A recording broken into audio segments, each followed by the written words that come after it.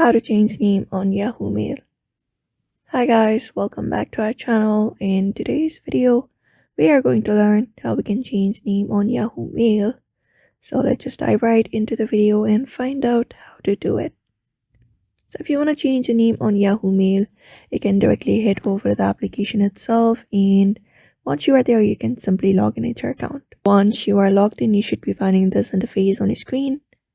So along with that, at the top left corner of your screen, you should be finding a profile name. You can just go ahead and tap on it. And when you tap on it, this menu appears on your screen. So from this menu, you need to go to the account. You can tap on your account or go to manage accounts as well. And once you're over to the manage accounts, you should be finding your account info section here. Tap on it. And once you do that, it will lead you to the page where you will be finding your personal info, enable account key, security settings, and other options available. So go ahead and select the first option, which is personal info.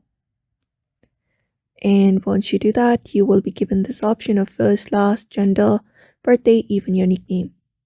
So all you need to do is tap on this edit option at the top and use that. After that, you can make up changes. You can cancel out the previous name and write up a new name for yourself and click on OK. And once that is done, your name should be changed. So that is how you basically change your name on Yahoo.